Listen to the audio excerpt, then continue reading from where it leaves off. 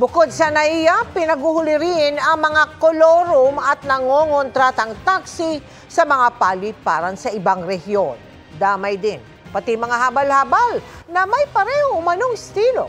Nakatutok si Marisol Abduraman. Galing Palawan si Paul at ilang minuto nang nag-aabang ng masasakyang bus nang matsyempohan namin sa NAIA Terminal 3 kanina. Kasi yung past experience namin dito nung isang araw, hanggang EDSA lang kami 1,000 yung siningil. Kaya taxi yun. Oo. Matyaga rin nag-aabang ang iba pang pasahero. Medyo mahal po yung taxi na napagtanungan namin dito hanggang PTX 1-50. Yun, bus na lang. Bakit po? Sa budget lang. Masyadong mahal. Pero ang ilan, minsan ay napipilitang sumakay sa mga taxi na nangungontrata. Kasi kung wala man masasakyan, di paya ka na lang doon. Wala na iba. Ibang choice.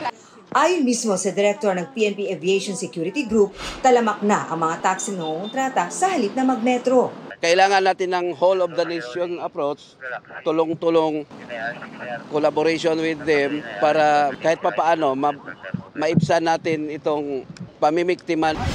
Kaya ang ABSI Group naglunsad ng nationwide operation laban sa mga nangungontratang taxi. Eto nakikita ninyo dito sa aking likuran ng mga hilera ng taxi ay ilan lamang sa mga nahuli ng PNP ABSI Group at LTO sa kanilang operasyon nationwide. Laban pa rin dito sa mga taxi driver na nangungontrata. Pinakamaraming nahuli dito sa Metro Manila. Umabot na ito sa 28, kabilang ang 11 nahuli noong June 25. 5 taxi drivers ang nahuli sa Central Visayas at isa sa Davao Region.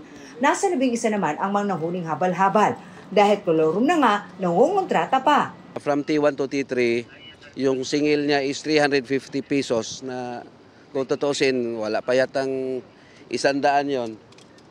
Kawawa naman yung mga pasahero natin.